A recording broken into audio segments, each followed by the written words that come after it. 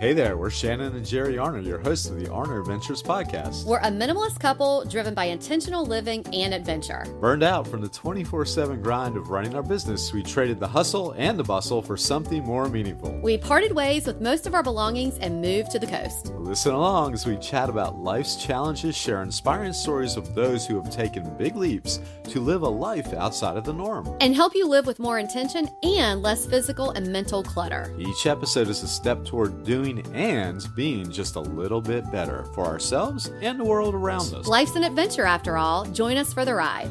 It's the Arner Adventures podcast. Hi everybody, this is Jerry.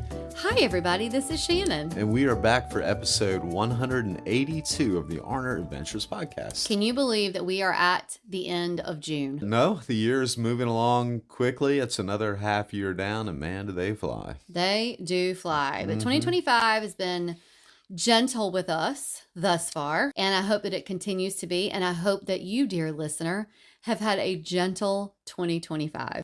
I hope so too. And speaking of how time flies, the best way to combat that is with minimalist gear. Ooh, okay. I guess I'll call that a segue. Well, as you may know or may not know, June is Get Outdoors Month, and all month long we have been talking about just the benefits of getting outside, ways you can get outside more, creating habits of getting outside. And what do you know, as Jerry kind of tried to segue over into, was outdoor gear that we actually use. Okay, why are we even talking about this? Well, it's now kind of being viewed as outdoorsy people, which I love. Yes, makes you feel good. It does. You know, we're not hiking the Appalachian Trail and carrying. Well, actually, we did hike a little bit of it. We did, yeah. Okay, but it's not like we've spent most of our lives in survival outside. But what we get asked a lot is, hey, I'm going on either a camping trip or I'm taking a day hiking or to the beach. You're a minimalist, so what do? Just not carry anything? I'm like, come on. Minimalism isn't about being sterile or having nothing. It's about, and we say this all the time, having the things that have a function or maybe are dual purposed or that create joy in our lives. So what we thought we would do to kind of wrap up June is talk about the outdoor gear that we use, and then some of the things that we ditched because we were like, this is just a marketing thing. We don't need this. So not just tell you what they are, but tell you why we think that they're important. Yeah, so we love being outside, but we don't love clutter.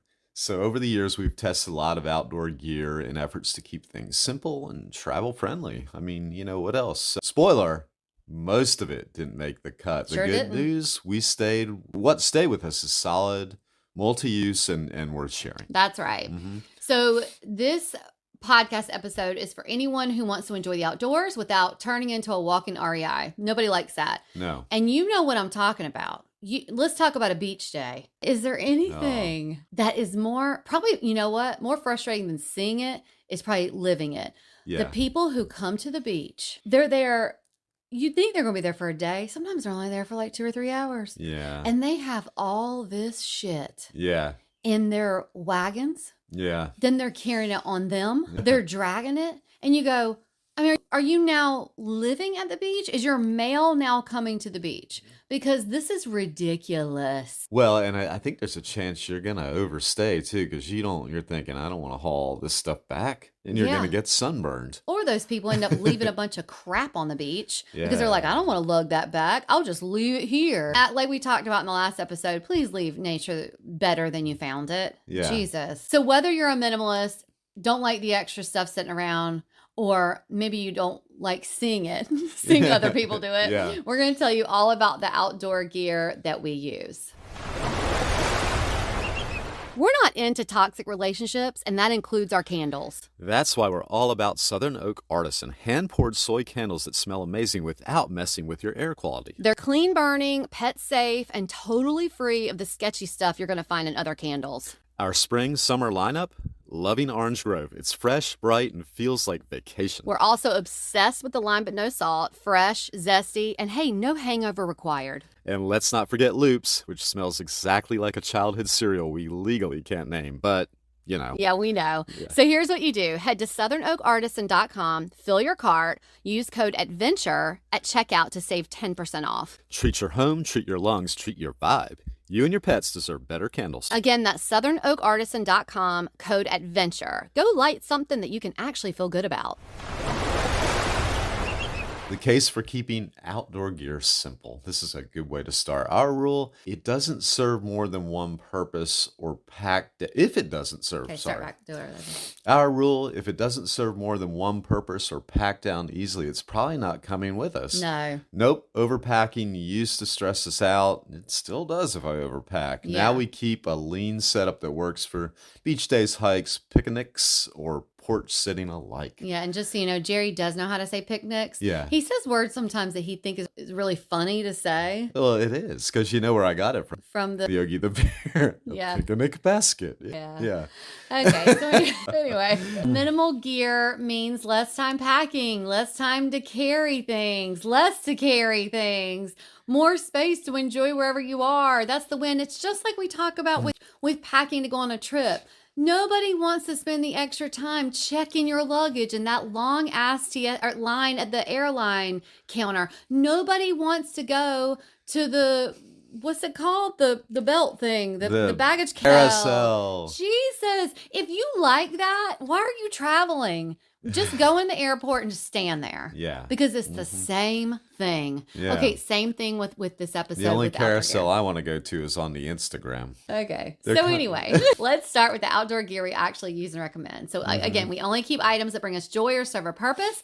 So these are the ones we recommend as minimalist. Even if you're not minimalist, you know, packing light for a road trip, want to keep your gear stash manageable. Here's what we use and what we gave up. So let's start with the first thing, Jer. The first might be my favorite. Well, no, I like all of them. Let's just go with it. Lightweight folding chairs. These folding chairs go to the campsite, to the beach without any trouble, and you can use them everywhere, and love that they're sturdy, not bulky, and the way they make them now, they're usually not rusty. Yeah, and you know, for this episode, I should have led with this. All the things that we talk about are linked in the show notes. So when we talk about these chairs, obviously this is an audio podcast. You can't see them. But if you click these links, you can easily see them. But these are the chairs that, and believe me, we've had all kinds of chairs. We've had the camping chairs that fold up but don't get really small. And then you're taking them in their case and they're long and bulky. These are flatter. You've seen them on the beaches when people are like, you sit closer to the ground with these chairs, but they are really nice. Like Jerry said, for camping too, because you can put a blanket in it and make it even more comfy if you want. You are closer down to the ground, but I like that. I think that's nice, but they just travel so much better. They're easy to carry. They're lightweight. And like Jerry said, these don't rust. If they rust, ours haven't. We've had them now for maybe 3 years. I think so, yeah. So they're really nice. They're comfy, I think. We have sat out in them in our backyard before, just around the fire pit. Yeah. Our dogs have sat in them. But yeah, so just wanted to kind of tell you that. We're going to tell you what these items are, but you can access the links in the show notes. That's right. Okay, this next one is my favorite. Well, I was gonna say, when thinking ahead, I'm like, yeah, this probably is a little bit better than the folding chairs. Yeah. Because this thing is just so cool, the Now, ones we have. This is more in line with if you're going to stay somewhere overnight, like you're camping. And look, we enjoy camping and we love the idea of glamping. But when you glamp, that involves a lot of stuff. Yeah. Unless somebody's going to set it up for you and you show up, hey, have at it. That sounds wonderful. But one of the things, especially as we've gotten a little bit older, is that when you are in a tent or you're, not in a tent, whatever, and you're in a sleeping bag, look, we love touch the ground, touch the grass, but it can get hard overnight, okay? So what we were doing is we were bringing like these like inflatable beds, but golly, that is a lot. I mean, that ends up being a lot. Then you have to find electricity or use the car to pump it up with air. We have bought some of those things that are supposed to be self-inflatable and put under you. They're just not very comfortable. So here's what we discovered. These packable cots. Now, they get small. Like in the little caddy, it gets pretty small. But having this packable, compact cot is so nice, not only because it packs small, but it's great. Like if you're hanging out and you want to hang out and nap or read, we're just find a spot under the trees and just sit outside. It's also really nice because it provides comfort. So you can have your sleeping bag on it. You can have it off the ground. You can even take this to the beach if you're like, I think the sand can be pretty comfortable, but some people are like, I don't know, I don't want to be in the sand because it gets too hard or whatever the situation is. This cot takes you, I don't know, Jer, what do you think? Maybe 3 or 4 inches off the ground? At least, Okay. yeah, maybe 4 to 6, I'd say. Somewhere Okay. in there, yeah. So it'll take you off the ground. You can use it anywhere. And it is really lovely. We've really enjoyed it. And Yeah. you can also in the show notes that goes to our blog page, there's a picture of us lounging in them. But yeah, you can click the link and access it. But we really do love those. They look so inviting in that photograph of us. Yeah, Yeah. and they are so comfortable too. Yeah. And speaking of so delicious water, I don't know, but on a water bottle with a filter, this is a neat item for anything, hot days, long drives, morning hikes, really anything. How about Mexico. being yeah. in Mexico, this came in handy. Oh my gosh, yeah. This cold water, and it's filtered through a little filter in the top of the bottle. And these things are great. What else can I say? For anything, the beach, the backyard, for traveling to Mexico. If you need water, unsure if the water around you is drinkable, Yeah. this is your item. Yeah, it's like a regular water bottle. The brand that we use, and look, there's other brands. The brand that we have is called Water to Go, and it has a replacement filter at the top. It looks like a regular travel water bottle, and it almost looks like those that you put in your bike thing. It does.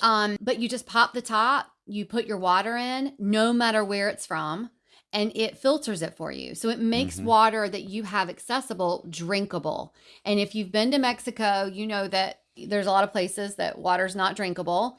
And so you don't have to worry about it. So even if you're at the airport there, it tells you it's not, what is it, potable? Non-potable. It's potable if it's water drinkable. if it's drinkable. Okay, so non-potable. Yeah. There will be signs that say the water's non-potable. Well, you can use this and it is. These have been really nice to have if you're just like, oh my God, because we really encourage bringing your water bottle with you when you travel, when you go out on a hike or whatever. But sometimes, great, you drank the water in it. Now where are you going to refill it? And so this provides more opportunities for you to be able to refill your water easily. And if you're fascinated by multitasking steps or multifunctions, it's just really neat to think that the filtration process is taking place while you're drinking. Yeah. When you turn that bottle up, it's filtration and hydration at the same time. Yeah. I can sit down and think about that at night as I'm going to sleep, and how fascinated I am with it. Yeah. Okay. Well, why don't you talk about the next item, Jer? Yeah. The roll-up picnic blanket. Okay, picnic. Yeah, that's right. We're getting out of cartoon mode here and we're going straight to the point.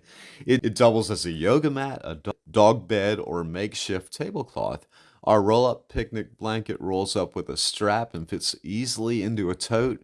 We have used it for sitting on the grass at concerts and really just about anything outdoors. It's a nice item. Yeah, so these are handy when we want to go somewhere and we don't want to take the chairs, or we're not going to be there long enough to have the cots, of course. But it's like we're just going to go up to this grassy hill at the end of Gallant's Channel or whatever, and you can just have it on your arm or whatever and just throw it out, and there you go. We've also used it, like Jerry was saying, as, did you talk about that? Yeah, makeshift tablecloth. Yeah. We've used it on a picnic table that is prickly and it has a bunch of stuff, and we're going to have like a little meal outside. We've laid it on there and used it as a tablecloth. It's multi-purpose, which we love. Yeah. And we think that everyone should have one of these. You could have this and not have the chairs and not have the cots. I mean, this is one of those things that's just versatile. That's right. Yeah. Okay, this next one I love. And we learned this camping. I think it was raining and we were trying to put up our tent at night. And boy, you want to be hands-free. So headlamps instead of flashlights. Do you look like a nerd? Yes. But does it matter? No. You actually look like a person who is peak outdoorsman or outdoorswoman. That's right.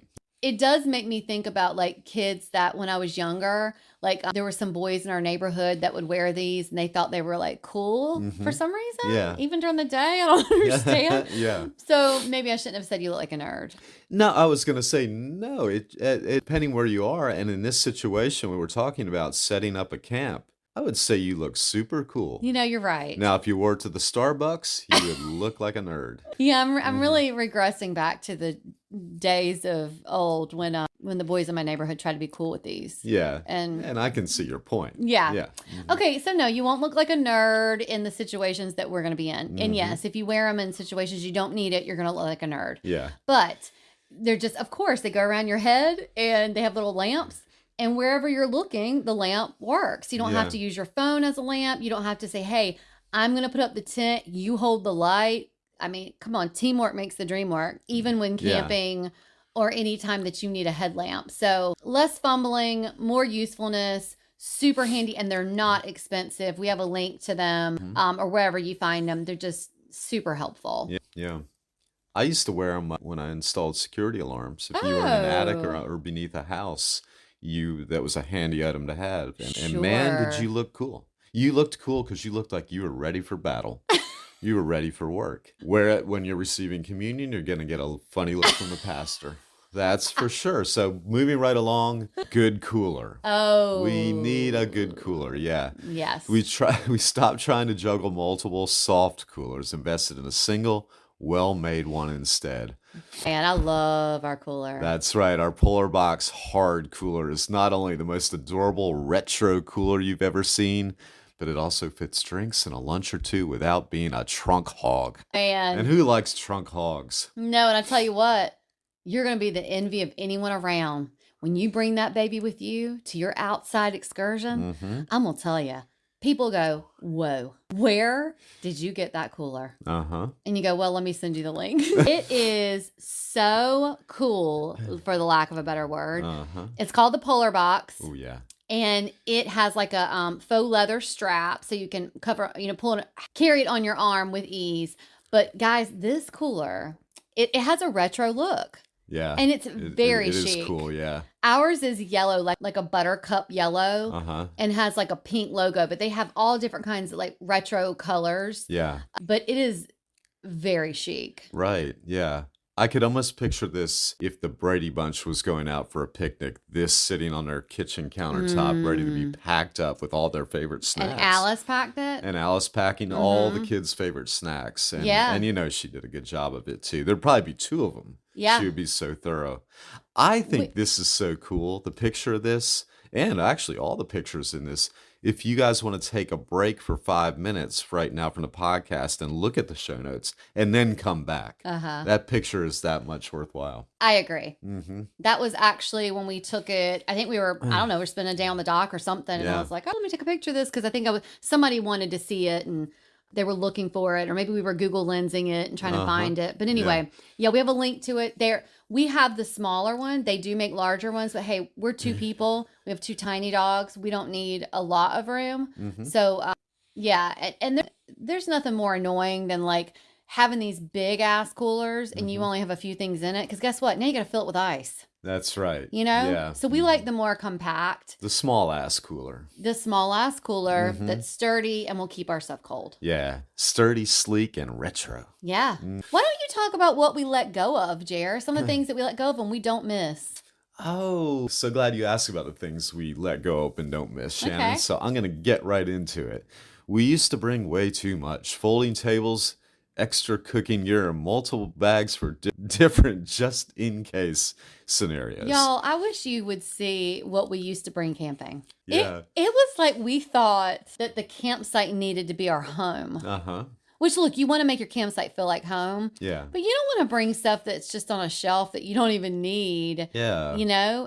And you may find when you're there, you're like, oh, it would be nice to have like a deck of cards. Like, this would be nice. Okay, so bring it next time. We bring a deck of cards with us. Yeah. But if you're outside for the beach or whatever, you also don't need all this extra stuff.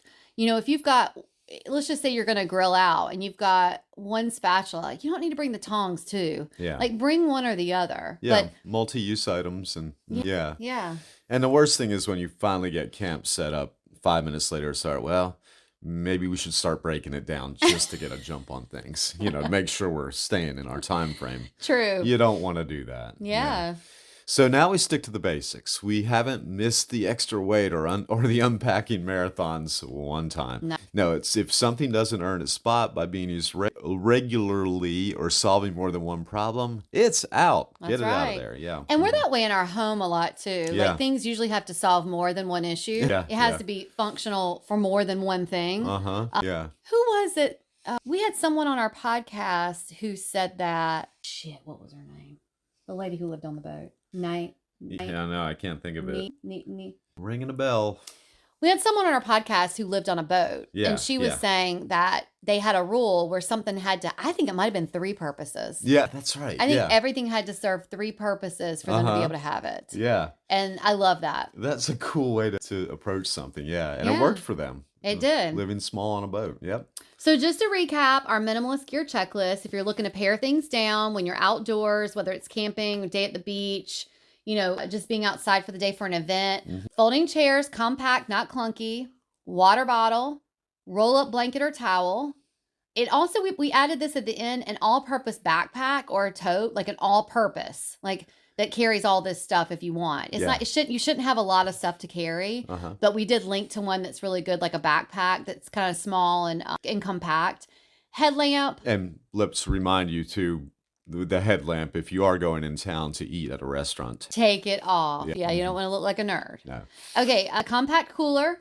And the one thing we didn't mention yet that we think is always a good idea is a small first aid pouch, and make sure that you include the needs for your pets. And I'll just tell you right now, antihistamine is one of those things that you need to have for you and your pet, because that's some of the things that you're going to encounter. If you come up on something that is an allergy or a bee bites you, and if it's not like anaphylactic, you have an epi. If you have an epi, please bring it with you. But if, like for your pets, if they end up having an allergic reaction, the first thing you need to do before you can get off the trail or whatever is to give them antihistamine. Now, look, I'm not a vet. I'm not a doctor. I'm not giving medical advice. I'm just telling you from experience, from our experience, having antihistamine is a really good idea. Here's another thing. If you're having antihistamine, don't get the liquid because it usually has sweeteners that are toxic to pets. Get what are the ones you can break? Capsules you break in half. Don't get capsules because, like with us, Rue and Bee, their dosage is less than 1 pill. So you can't break those in half and give it to them. So have the ones that you can break in half or break into thirds or whatever it is. What are those, tablets? Yeah. Okay, so tablets. Anyway, I know I'm getting off kind of the track of what we're talking about here, but just make sure that your first aid pouch has that in it. When you buy them, a lot of times they don't have antihistamine. And look, anything else is optional, truly. I mean, you can still enjoy the outside without the extra stuff. And if you don't have any of this stuff, you can still enjoy the outside. We just wanted to share things that we get asked about. What kind of cooler do you guys have? Or what are you going to bring? Do you bring chairs? What do you do for the beach? These are just the basics, the things that we like, but you don't have to have these. We would never say you have to have these items to enjoy your time outside. Yeah. We do have a link on our show notes that if you're tent camping, maybe for the first time, we have a tent camping for beginners checklist that comes with it, so you can access that there. Yeah, so outdoor time feels better with less stuff. I think that's the wrap up here. You don't need a garage full of gear to enjoy being outside. In our case, we don't even need a garage. No. In fact, keeping it simple helps us stay focused on the moment instead of the setup. Yeah. And the breakdown. The goal is to make outdoor time easy and not overwhelming. If something helps you get out the door faster and stay out longer, that's the kind of gear worth keeping. Most definitely.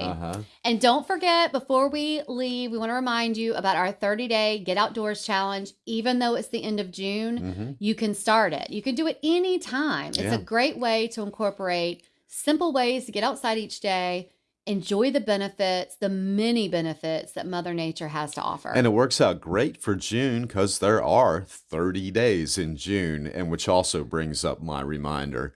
do it this summer. We encourage you to do it while the topic is still at hand. But if you don't start it till fall, that's okay too. Yeah. But yeah, we would love it if you would maybe start it in June and then let us know what you think. That's right. If this episode resonated with you, or if you know of someone who would benefit from what we talked about, please share it with a friend. It's a great way of supporting the podcast, and we really appreciate it. Another way of supporting the pod is by leaving us a 5-star review or rating on the platform you are listening to us on. And go ahead and hit that subscribe button. That also supports us. You can always find us, the show notes, and sponsors who support the podcast at arneradventures.com. And until next time, enjoy the journey you're on. We're wishing you lots of adventures. Bye-bye.